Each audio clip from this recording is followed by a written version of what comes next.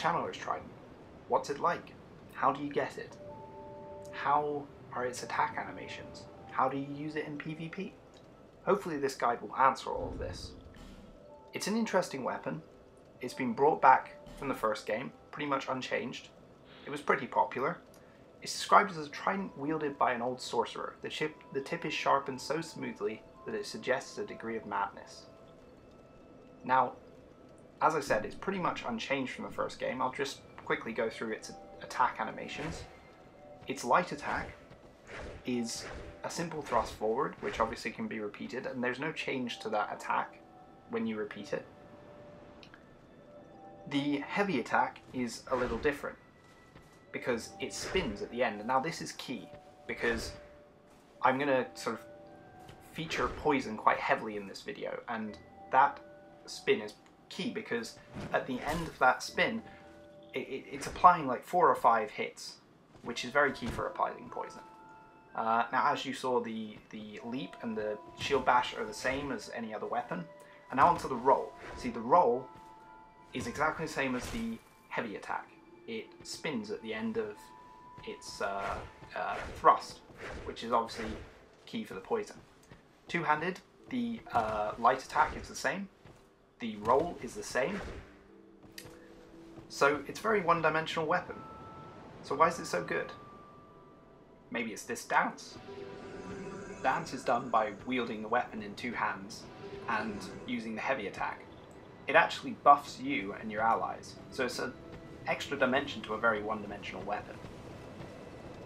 So now I'll go on to how you get the Channeler's Trident.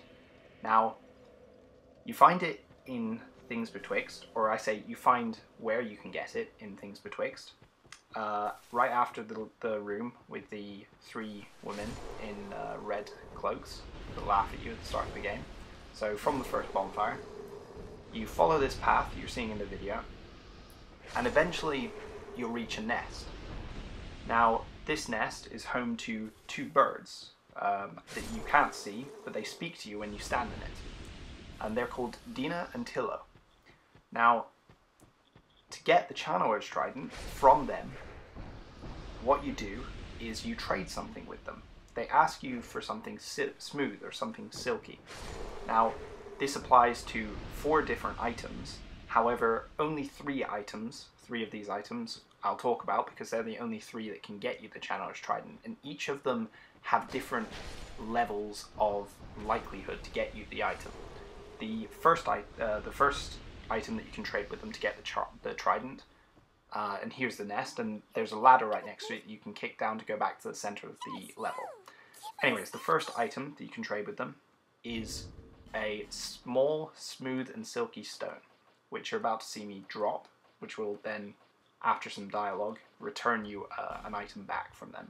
So that's the first item, and that's a smaller chance of getting the Channeler's Trident. Your second item that you can trade with them is a smooth and silky stone, so obviously a bigger version. And this is a slightly higher chance. But for the highest chance, for something rarer, like the Channeler's Trident, you've got to trade an item called a petrified something. So that's how you get the Trident. You probably won't get it first time because there's a number of items you can get in return, but keep going at it and you might get it. So now I'm going to talk about the tactics that I recommend using in PvP, and I'll just play a couple of videos quickly while of me playing it while I talk. So, as I said, it's a very one-dimensional weapon. However, what makes it so good, in my opinion, is its ability to apply a lot of stacks of either poison or bleed if you so choose, but I personally think poison's a little better. Its ability to apply lots of stacks of poison in a very short amount of time. And you just saw there, I poisoned that guy with 1 hit with the roll thrust attack. And that's his big strength, because the poison stacks up and it builds up very quickly, and people don't expect it, despite the fact that it's very sort of easy to predict the weapon's movements if you know it. Now, in terms of general tactics, I think that one of the key things that people don't expect is the quick application of poison, for starters. And secondly, the roll attack is something that's very surprising, because they don't expect you to roll towards them and apply a lot of poison quickly, like here. They just don't expect it. And that's a clear advantage on your side with the PvP aspect. And you have a lot of range as well. So you do have a lot of reach over other people. And that's what's a very interesting thing about this weapon. It's not got a huge amount going for it on the surface because of its very sort of one-dimensional attacks. But it's got a lot going for it under the surface. So how do you use it in battle? I find one of the most effective things to do is to catch enemies off guard. Either bait out their attacks and hit them with the heavy attack or the roll attack, or just roll at their face and see how they deal with it. Because often they don't know what you have, especially with the first hit. They don't understand how quickly that poison can be applied and how quickly it can drop them. Now, that's, I think, the key. Is just to catch them by surprise. Because at the end of the day, you only have thrusts. You don't really have a lot in the way of surprise, other than the spin. And that's the key, really. Just bait out enemy attacks, dodge them, or just avoid them in general, and then surprise them by hitting them with the spin attack. Because I can tell you for sure, not many do expect it. And that's how I killed this guy that you just seen. So how do you beat it? That's another question. If you come up against it, it's a very brutal weapon. Of course, it's very difficult to face. But it is also, and I'll say it again, very one-dimensional. It's very easy to bait out itself. And once you're poisoned, one of the worst things you can do is panic, try and heal, or sort of leave yourself open to attack. And that's how this guy beat me. He rushed me. He baited out my attacks, and he rushed me even though he was losing health due to poison quite quickly. So if you can bait out those thrust attacks, they are left very prone to your attacks. Especially if you've got a quick moveset, or you're sort of a dexterity based character. And this is something that this guy proves against me very well. He shows that he can really sort of quickly counter me after I've attacked. And that's the reason he beats me this time. I just wasn't used to the speed of his, or I wasn't able to deal with the speed of his build. And speed is something that beats the Challenger's Trident. Or poison resistance. That's another thing that you can invest in. And it's always good to have high adaptability. But I'd say speed or poison resistance. Those are the two key things to beating the Challenger's Trident. So next I'm going to talk about what you do against ranged people that outrange you. For example, this guy's using a whip, which has got quite high range, or bows, or even mages, or faith build users. So how did you deal with these guys? Now, the key thing with them, this guy was quite easy because he lacked health. I was doing huge amounts of damage to him with just my thrusts. But as you see with the next two fights, the key to dealing with sort of ranged battles is to dodge their attacks, which are quite easy to do if you dodge towards them right as they're about to hit you. It's quite easy. Dodge their attacks and just surprise them. See, right there, surprised him. He didn't expect me to roll into him with the spin thrust attack, and he's even fought me before. He was the guy that beat me before. So as you see, it's just all about dodging their attacks and sort of following it up again with surprising them, which is again the general sort of tactic of the Challenger's Trident to begin with.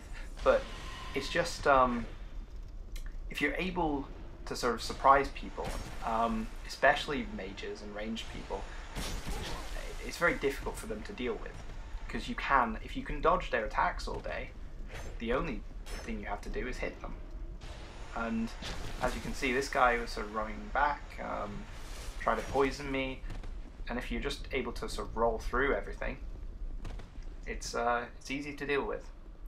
So that's how you sort of deal with sort of ranged champions or mages. Just try to surprise them.